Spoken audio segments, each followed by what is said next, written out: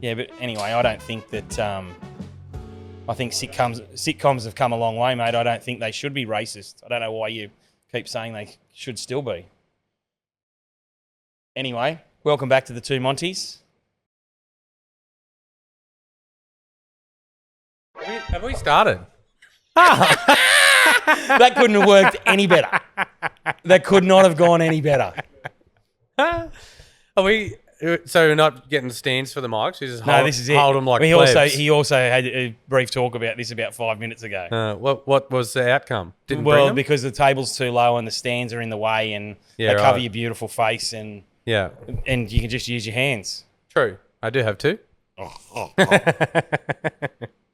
So yeah, welcome back. Welcome back. Two Monties podcast. Yeah, if you notice my head's shiny, it's because it's quite fucking hot in here. Yeah. We're back at Shout, back at our spiritual home. It's good to be here too. It is good to be here. Because we actually organised it and I didn't realise the night before that Jake was in New Zealand holidaying. Oh, that was last time. That was why we couldn't come in last time. Yeah. And then trying to run around the morning to get keys was too much of a fuck around. So. And we're lucky that we're back here and our beautiful Love Glows Kimmy, she's come through with the goods. Neon is finally in the shot. Yes. We did have it for a previous recording, but I don't know what happened there. Oh, God. Yeah. Yeah, I do. Yeah. Anywho. So, it's just us for this episode. It is. Oh, which will be 2 weeks in a row because obviously the one that's come out today is just a real ball terror where I'm mostly drunk and laugh silently in the distance while he tells a story about Glen Innes. You haven't seen it yet, I haven't listened to it. It's very good. Oh, God. Oh, it's better if you watch that part. No, that's all my stories. They're all from Glenn. So if you don't like them, we know. get another host, mate. Oh, what's that other bloke called Monty? Where's he at? Look, I've got many things to talk about here. Yeah. And the one we've got two big ones that I reckon will nearly take up the whole episode. Do we want to go with what's on the table there first, or do we want to go? We'll leave that for when I run out. Very good. So, and by the look at my list, I've run out. So over the weekend, the story came out a little while ago, but then somehow ABC News got hold of it. Yeah. And they're running And geez, they run some shit. Well, and let me tell you, I've listened to this podcast that I'm about to talk about. I didn't really care for it. It wasn't very good. I'm just saying they run some shit because you were on it. I was on it. Yeah. Not this particular one. No, this particular one. Look, it's all right. The content's all right, but it's very scripted, and it's like the woman that presents it, she's presenting it like she's having a conversation with this guy who's just like, oh, crikey, that's no good. So what happened next? And you're like, oh, is this, what sheet are you? Anyway, yeah. The story is about a bloke in Victoria. Yeah. Called, and I think we can say it because it's on some other. Yeah. He's called Will Cheeseman. Cheese Dick or Cheese Cheeseman. Cheeseman. Old Cheesy. He's up to no good.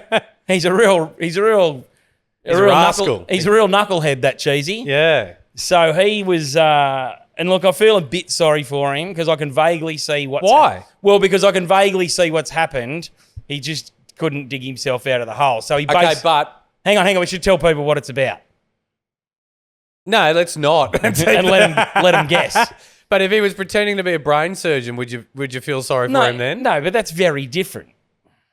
The level to entry for brain surgery not for most celebrants who think they are God's fucking gift and is the most the level to important entry for celebrancy and brain surgery is quite different. Yeah, true. So basically, the story was about this couple who Well, it's like how most of us got into it. Somebody says you would be good at this. Yeah, someone so said people so he pursue started the course, and the couple that were featured on this podcast, and I should say who the person was on the ABC and just give them some credit.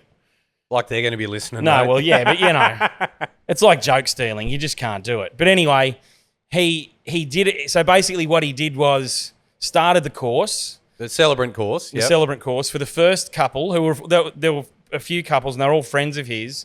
And for the first one, he said to them, I won't be finished in time. And this is because people don't know what the process is. Yeah.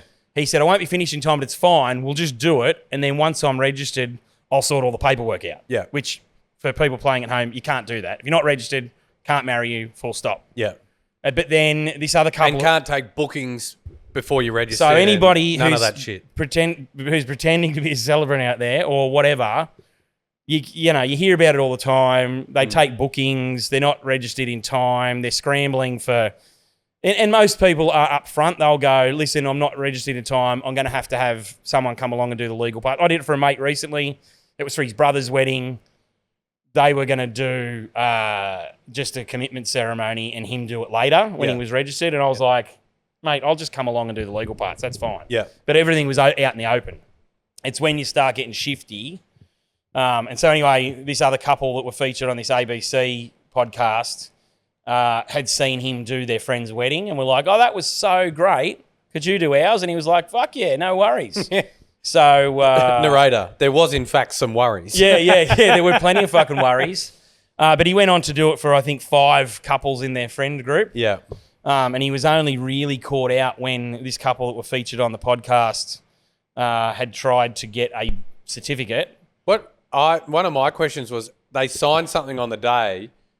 How did he get a hold of that? He's obviously spun a yarn to a registered celebrant and said, I need some certificates and paid them for it. I don't even reckon. And they haven't checked if he's the registered. The problem is that Joe Blogs on the street doesn't know the process and doesn't know what's supposed to happen. But they quoted that they signed a marriage certificate on the day. But how hard is it to fucking get a copy offline and print one? True. Like, they don't know what one looks like and what one doesn't. Yeah. Like, they might know what it looks like, but not that it's got a serial number on it, it's on a bit of card, yada, yada, yada. So, cheesy, up to no good. And anyway, I saw the podcast. It was posted in a group because super friend Annie Moz was quoted because he'd contacted her some time ago going, I'm thinking about getting involved. What could I do? And she was kind of quite heavily... Have you listened to it? Yeah. She was quite heavily involved in the second half of the thing. She said some things that I thought were tremendous on the podcast. Well, I rang Grandad yesterday, and the first thing he talked about was this thing. He'd heard it. And he goes, 900 hours? That's what it takes now to do the course. And before I got a chance to say anything, he goes, 900 hours, you'd be lucky to have done 90 minutes for yours. Fuck you, Grandad. Look, and she was pretty forthright in saying, I think I don't know whether you probably haven't heard this, Lincoln. She used so she's a celebrant in Brisbane who runs a stable of Celebrant Lady Loves is the name of her business, and she's got about fucking 12 of them now. Yeah. But she said it's the career du jour for millennials, which I don't think she's wrong. No. There's an influx of people who think, that's easy, I'm going to give it a crack. Well, do you get messages from people saying, hey, somebody said, I should do this. Can you help me? I've got a... I get one a month, I reckon. Yeah, it's Sam. Let him in. I don't know if it's open, is it? Oh, it is open. Just a bit of foreshadowing for the next episode. Like you get people messaging asking about... What I was going to say is, and I don't think this says anything good about me, but I used to get it all the time. Oh, but you're very unapproachable. I believe that's the case.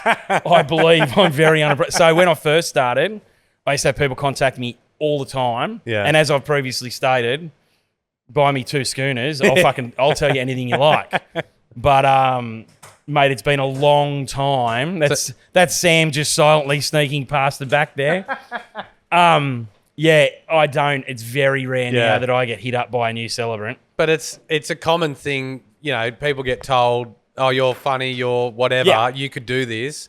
And then cheesy, Well, it wasn't even that. I think it sounded like he was genuinely quite good at it.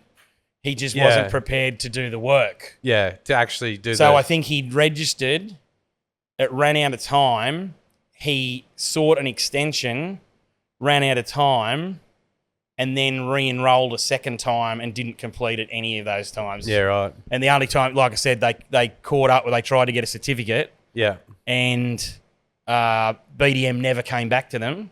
And then they Googled him. No, well, they jumped on the AG website and his name wasn't in the list. And then they messaged him and he was like, you've got me. The course is very expensive, but not for him because he was using the booking fees probably from the people he was marrying to pay for his fucking course. So anybody fucking playing out there... they let him off easy though. Like, 50. Well, yes and 50 no. hours of community service. They let him off easy. but probably not ever able You to and be a I celebrant both know again. fucking people. Yeah. Who have taken bookings, slap on a wrist. have fucking Yeah. dodgied up noims, who have done and they got nothing, mate. But how they, the fact that the AFP were involved, because Yeah, that's a problem. That's a problem for Cheesy. Yeah, but for for breaking federal law, and then all he gets is 50 hours. Yeah, but it's not. It's not. Yeah, but in comparison to others who have done a very similar thing, and got a We slap on the know wrist. of plenty of people who are fucking filled out noims. Notice of intended marriage needs to be filled out 1 month before the wedding.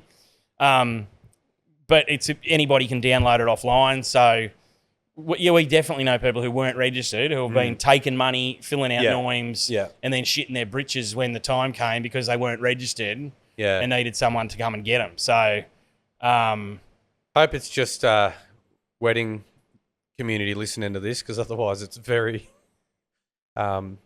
pointed. Like, this won't make sense to anyone, will it? Yeah, I think so. What do you mean? I'm getting Angry Bird over here. Yeah. No, wedding people, they don't give a fuck, mate. There are other people out there who are listening going, I should probably have a look and see if my bloke's registered. True. And really, it's only going to be people who don't have any runs on the board. Like we've talked about before, reviews are the best way to judge anybody for anything. Yeah. If someone's got a handful or 50 or whatever reviews, you can be pretty well guaranteed they're a celebrant. If they've got no online presence, and you can't find them on the AG's website, then that's problematic. And the AG's website, as we know, lists them from the most recently appointed. Does it? Yeah, that's why those people that when you're newly appointed as a celebrant, I didn't know that, and you get a whole heap of emails from different places. We want you to sign up. It's because somebody's gone and copy pasted the top 20 email addresses. from the AG's website and made you feel like you're a superstar. But I actually got one of them the other day from a lady, and look, good luck to her. But she was building a platform to help you gather the couple's information and pre-fill all your documents. Oh, same. And I had to message her. It already exists. I'm sorry. It's a great idea, but that already exists, and I already use it. Thank you. Yeah. Celebrant Easy. Anyone out there? Celebrants needing it? Use code Monty for no % off. But that obviously hasn't done the research to figure out that has already been done. Yeah. Not to say she can't do it again. No, that's right. And it might be slightly different or whatever. Yeah. Good luck to her. But yeah, Cheesy. I thought that was worth talking about because it was turned up in this ABC thing, which I still want to say the lady's name, just so it makes it seem like that we're mostly professional. Because that's what the vibe we're going for. Yeah. Yeah. I've been trying to, but you keep really dragging us down every time I try to fucking be professional. Yeah, actually, I do want to take this opportunity to apologise for our one? last recording where I was, quite obviously shit-faced and making a real fucking ruck. Oh, no, wait, that was you. I can't believe, and I'll say it again, and I say it many times in that episode, I can't believe the fucking high horse that you were on. Oh, yeah, I'm scared of heights too. I was up pretty fucking high. Olivia Willis at the ABC. Yep. And they're doing a 3-part thing on births, deaths, and marriages. So marriages was the first one, and it was called The Wedding Celebrant. It was on Radio National, which is probably where Granddad heard it. Yeah. What are they going to do for the births and deaths part of it? Baby swap. No, the births one I already listened. At the end of the episode, it's about. Oh Jesus. Get a fly? Yeah, no fly. It's actually, and I don't really want to listen to it because it sounds depressing, but it was about people who are desperate to have kids and like surrogacy and stuff, and people taking them for a ride and stealing their money and giving them no kid. Oh shit. Yeah. So that's the births one, mate. Well, you can't pay a surrogate in Australia. Did you know that? I didn't know. Yep. It's got to be a gift, basically. We'll be right back. A gift straight from the Kuchacha. A gift. Not a gif, straight from the Kuchacha. I was out at Mudgee on the weekend for Dylan's birthday. I had a wedding out there too. So we, Dylan. Well, he was formerly intercourse associate. Oh, that's right. And now he's my live-in chum. He's the Zinger Pie guy. Zinger Pie guy. Oh, we have some Zinger Pie. Yeah, I need to get him. We do need to. Yeah, we have got Zinger Pie talk too. Yeah. I'll have to come back to that. Anyway, out at Mudgee for the weekend, got an Airbnb. About 8 of his friends came out as well. Did the winery tour thing. Anyway, we're at Deluy, I think. winery, Mudgee, very nice. Is that an important detail? Nah. And anyway, Scotty Cam walked in, pulled up a table Scotty Cam pulled up a table next to us with his family, and I'd just been a friendly bloke. G'day, Scotty. That was it. That was the end of it. He didn't even say hello. He just kind of looked at me and sat down. Anyway, not long after, I went to get a bottle of wine, and his wife goes, "Oh, check out the boots," pointing at me, obviously, because no one else was wearing fucking short shorts and high tops. And he sat back, and I was out of earshot at this point, but the rest of the table heard it and were instantly fucking kicking off. And he goes, "Oh, well, that's what I call a bloody tryhard." And then... Oof, Scott Cam. Yeah, so they weren't going to tell me because they thought it had really rattled my cage before a wedding. And then I kind of pieced together bits and pieces of it because they were blowing up. And I thought it was his dad. So, so I instantly became an ageist. Yeah. But no, I then realised it was Scotty. And anyway, so we came home and found... What are on those post-it notes on the book, mate? It says, "Fuck Scott Cam" and clown over his head. Oof. But Dylan's mum... Well, you're probably not getting on the block anymore. Dylan's mum, Mumba Jumba, she likes to send, when Dill's sisters come over for a sleepover, she likes to put a few little trinkets in their bags for her to... Like, basically, she's offloading shit from her own house. Right. Trying to fill ours up with garbage. Yes. And one of those pieces of garbage was Scotty's top Aussie sheds. Which is just sat at home and we've done nothing with it. Like, what is that? Like a coffee table book of people's nice sheds? Yeah, basically. Wow. But, he's got in his intro, he really sounds like a nice guy. Yeah, and I'll be honest, before this interaction you had with him, I've been a Scotty Cam fan. Yeah. Although my father-in-law recently told me, he goes, "Oh, I won't watch that show with that smug prick." And I go, "Scotty Cam, how dare you?" But now, I'm coming around. Yeah, anyway, he just goes on in his intro, all this bullshit about love spending time in the shed, sometimes doing absolutely zip, blah, blah, blah. Anyway, I thought maybe when you're in the shed next, you could, take a long, hard look at yourself and not be such a cunt. Well, or what he could do is, and I messaged you this when we were back and forth about it, he could look up ABC landline and watch an article about you and your truck driving and your farming. And then tell, I just thought it was funny. Send you a heartfelt apology. He thinks that's trying hard. Mate, this is nothing. Yeah. You should see me in full fucking swing. I mean, he's got that hat on. What for? Where's he fucking, The what's other he thing, doing? actually, the girls took a photo of it because he took his Akuba off at lunch and hung it on a fucking nail, sticking it, next to their table. Yeah, right. And they said, that's more try hard than wearing fucking boots. Yeah, fucking Scott Cam. Yeah, anyway, so we might see you next year on the block, fuck knuckle. Yeah, we definitely won't. Not unless we win and fucking get heaps of cash, because the 3 busiest months of the year are very hard to give up. Yeah, but no, I don't know. Maybe I am a try hard. Who knows? Well, aren't we all in some level try-hards? Walks like a duck, talks like a cunt. Yeah. Oh, it's probably talks like a cunt. Probably is like a cunt. Duck, probably a cunt. Yeah. Yet again, Lincoln, I've failed at 5. I told you, heaps, mate. I've got so much stuff. Do we want to briefly broach the zinger scenario? Yeah. So, have you had some direct contact with them? No. It was. So just a recap for anyone playing at home. We recounted some conversations between Dylan and KFC online chat in a previous episode about a month ago. And since then, it's gained quite a bit of traction with KFC Australia on their Instagram and TikTok. So much so that they've started inboxing several of us directly. Yeah. And listeners have inboxed KFC directly as well. So there has been a bit of an uptick in people messaging KFC requesting a zinger pie back. But the big one was... Hang on, it's KFC hotline. Because then when we got the group call coming through, I genuinely thought, oh my God, KFC hotline's calling me. Oh, that's right. Forgetting that we'd named the group. I should say I barely chat. remember this because I was on my weekend away with my mates. You were. And I don't really have a lot of recollection of that. Should I keep talking while you look for the message? I'm trying to find the chats from... Here we go. So are we going to talk about the post? Is this what you're looking for? I've Yes? got a race a more chats directly to Dylan. Oh, Do yeah? that first. Sure. Oh, that's right. So we quoted quite a few of the customer service representatives who have been involved in the chat over the years because it has been a 4-year. I think the first one was 2020. Yes.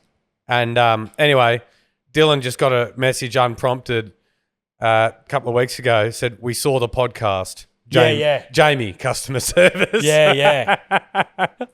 And then he said, I'll put through another Zinger Pie request for you. And then the post was they've launched a... No, they haven't launched anything. Oh, no, they basically did a...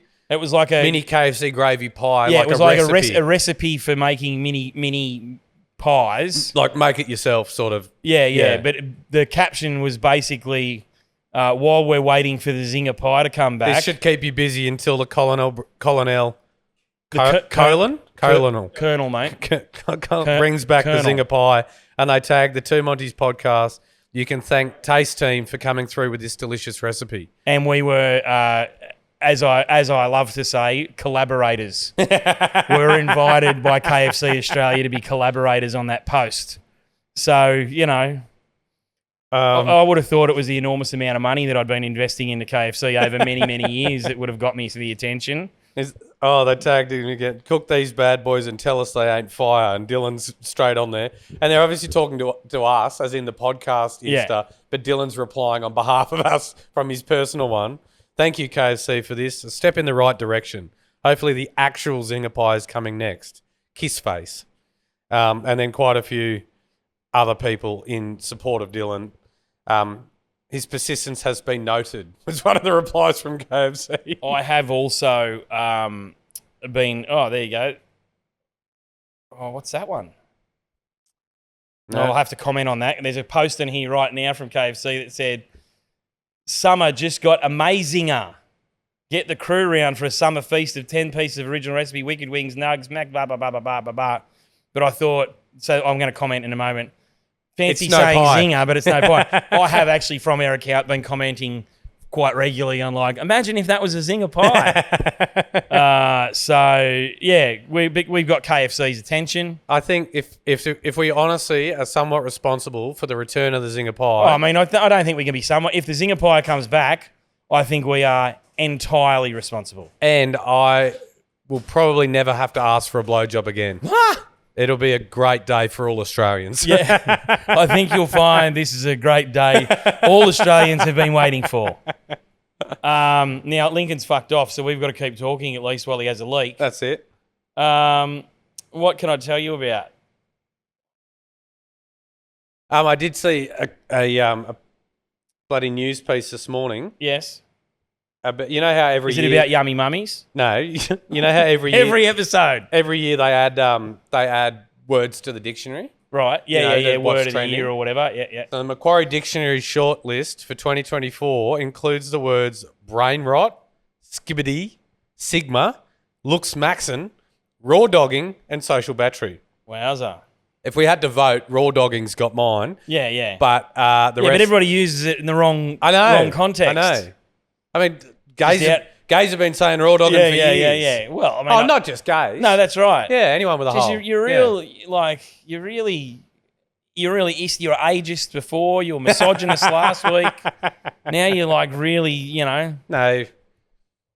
I love the minorities. You're really shitting on the hetero minorities who have been doing it tough. Fucking hetero minorities. Filthy. Have a long, hard look at yourselves. All of you. Lincoln's back. I'm imagining we're out of fucking time. breeders. We could keep going. What about... I've got so many things. Here's one that will... Elle from Rogue Weddings. Yeah. And she's okayed this, me relaying this story. She recently received a phone call from a gentleman who was inquiring about her services for the wedding. Yep. And when she said, she thought she'd misheard him because he said wedding night. And she goes, oh, do you mean the reception? And he said, no. After the reception. Oh, wow. Are you available to come back and... What's her business called again? Rogue Weddings. What does he think she's going to do to him? I don't know. But how fucking rogue? Well, that's it. Yeah. She's marketing at a slightly different demographic than the standard. But Did elaborate on what Oh no, I think specifically wanted from I think her? it was quite clear. Yeah, right. And she turned that down, and it was at the monthly pub club drinks. Oh yeah. And I won't mention this other photographer because I'm sure she'd be fine, but I haven't cleared it with her. But she said, "Oh, I get that all the time." Yeah, right. So it's not like a one-off. It's like people ring and go, "Oi, can you come round and photograph us rooting after the wedding?" Oh wow. So we did. We've talked about quite a few times about how Can I just also tell you, I've been married twice. The shagging that goes on at the end of a fucking 15-hour day, it's certainly not worth recording. Well, it's certainly my experience anyway. Maybe that says more about me than anybody else. Well, no, I won't go there. See you next Tuesday. I'll leave that. See you next Tuesday. Bye.